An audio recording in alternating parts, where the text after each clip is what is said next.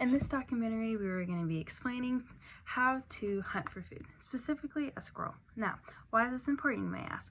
Well, if a critical situation were to happen, like an EMP, which is an electromagnetic pulse that shuts off all electricity, you would obviously have no electricity, no running water, no way to cool food like a refrigerator, no way to heat up food like a microwave unless you know how to build a fire. But pretty much you would have nothing. And in today's society, we're obviously very used to electricity. We're very used to heating up food in the microwave. We're very used to cooking food on the stove. We're used to cooling our food. But if an electromagnetic pulse happened, well, that can't happen anymore. And you never know when an electromagnetic pulse could happen. It could literally happen in an hour. It could happen tomorrow. You never know. And for however long that duration could last, you may have food at that time when it does happen, but as the days and weeks go on, depending on how long this lasts, you will eventually run out of your food sources, run out of your water sources. You would run out of your basic survival sources. And so this is important because if you get to a point where you have no food and you're desperate and you don't know how to hunt, well, you're out of luck. So this is going to be explaining how to hunt for food so you can survive and won't die in the world. Hello, my name is Joey Matuli, and it's been about 6 months since the EMP exploded and basically cut my community off from the entire outside world, basically. I came together with a group of my friends and really just survival experts, and we've all just really been helping each other out to try and survive the longest we can until we can get some help. So it's been about 3 days since I was separated from my group. I was sent to go get water. I found 2 cups in a nearby stream that has fresh water. The only reason why I'm not back with my group right now is because there were some bad storms rolling through, and I didn't want to get caught in it. So I found a nearby home where I guess the people who owned it evacuated, and so I'm just here, and speaking to whoever's seeing this. Before I left, the group told me that they were going to start hunting for squirrels, and honestly, I really agree with that plan. I really like it. Squirrels are the most abundant, species that are really in our community, and I think they're pretty easy to catch. I gave them a few tips before I left. I used to go hunting a lot with my dad, and squirrels kind of have similar characteristics as animals like deer, ducks, or things like that. A main thing is that squirrels are omnivores, so they eat nuts, grains, seeds, herbs, fruits, veggies, all stuff like that. That includes even things like peanut butter. Even one of the craziest things that I know is that you can put oil on bread, and that'll even attract them. One main thing that you really need to know about squirrels is that they have a very acute sense of smell for this chemical compound called indole. It's basically, indole is found in orange blossoms and in human species. In order to kind of get around this, you need to wash your clothes in proper hunter's detergent, and you need to let your clothes dry outside so you get that natural scent. Now, you cannot put your clothes back on, or at least those clothes, until you get to the area that you need to get to, because you might think that you have this perfect natural scent, but to a whitetail squirrel, they'll smell it from a mile away. Really, they like to be in like oak trees and in trees that have specifically that have holes in them. That's where the squirrel and the squirrel's family will be in.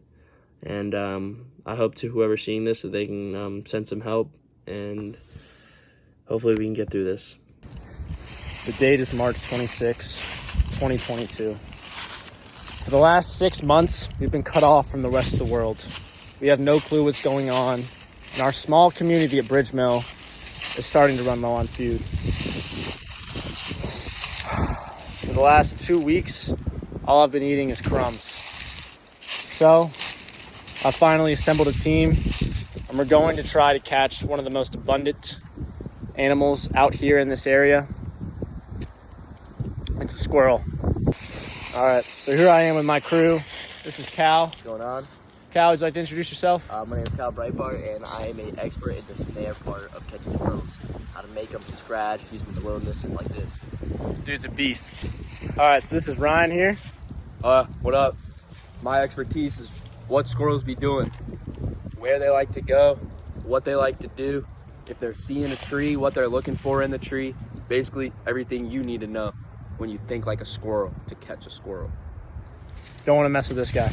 Now, we got Joey out here too, and we sent him to go get some water the other day. We haven't really seen him in, how long has it been?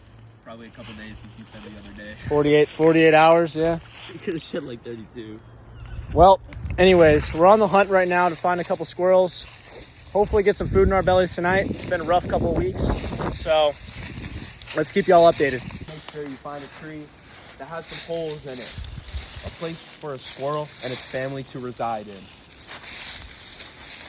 Would you look at that? A Oh, perfect wow. holy tree. That bottom one, that one's too shallow.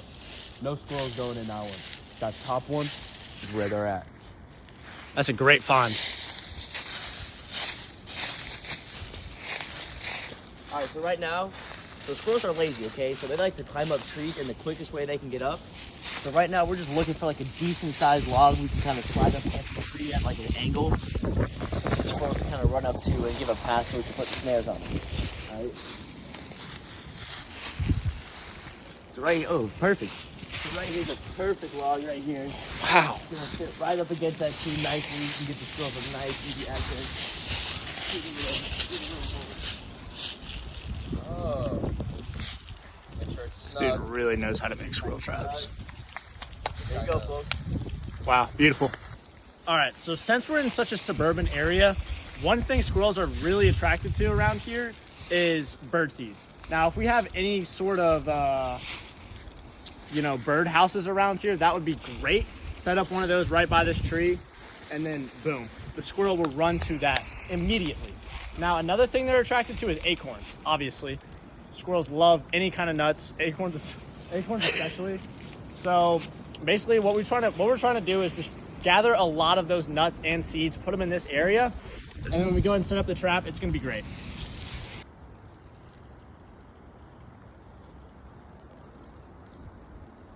All right, so right now, I managed to find some stray copper wires kind of floating down the river over there. So I went in there and I grabbed it up. All right, and so this is what we're gonna use here to make the snare trap. So first things first, you're gonna find a stick about the width of a pencil, okay? And this is gonna be like basically like your hole that when the squirrel's weight hits it, it's just gonna like let it slide nice and clean and wrap around the squirrel. Okay, so first you're gonna take the end of your wire, okay? You're just gonna nice little wrap around that. And then you're just gonna twist it like that, just so you lock it. God, that's gas. Amazing. Right there. Slide it off, all right? So right there, that's gonna be a little loophole that's gonna allow this to catch the squirrel. All right, so you're gonna slide this, the end piece Like of it. threading a needle. Thread the needle, Exactly. slide it in there. So why do we have that loop there? What's that for? That loop there is gonna hold it like this in place, right? So whenever it's sitting there on top of the tree, the squirrel gonna hit it. And it's Oh, just so gonna the squirrel's gonna run through that hole. Oh. yes. Wow. Okay. All right. So usually a piece of copper wire is not gonna be perfectly straight. So a big thing to help it kind of get it nice and straight so it flows with the weight. You're gonna take your pointer finger and your thumb. You're just gonna pull it really hard through this. Right. And another reason it's straight is so the squirrels don't have to they don't look at it and think anything suspicious is going on. Correct. Yeah. All right. So for the size radius, you're gonna go about the diameter of your fist because that's about the size of a squirrel's head. So right there, you're gonna know to go about that size. Right there. 2 or 3 inches. So once you get that, and you have your little hole right here, a tip with the hole is you're gonna angle it forward a little bit, which is gonna keep it loaded, okay? So this means right when the weight hits, it's gonna take almost but none pressure just to slide it down. All right, so we got our tree here. We got our squirrel rope. It's laid right up to the tree, okay? So this stick, like I said, it acts as like a little bridge or something for the squirrels. They're lazy, so they're gonna take the fastest path up the tree. So this is gonna attract them to where we're gonna put our snare, okay? So we're gonna set it up just like this, like on the side or under it, and mainly in the middle. So when it falls, it has enough room for it to be able to catch like the squirrel's weight and for it to drop in right down on the squirrel. And another pro tip also is you do not want to put the snare too high up to the tree, which is going to allow the squirrel to maybe go around it and jump onto the tree and just completely miss your snare.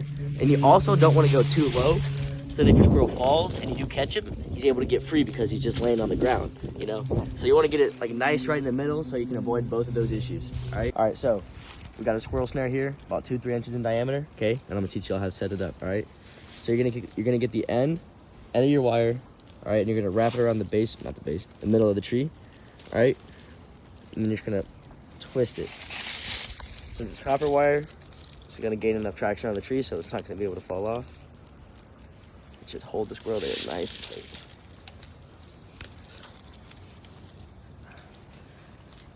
You're just basically gonna twist it till it's as tight as you can around the tree. Just like that, nice and secure, okay? Wrap it around the back one time. See, we're gonna wrap it around the back right here so the snare's kind of hiding itself, all right? You're gonna angle it just like that.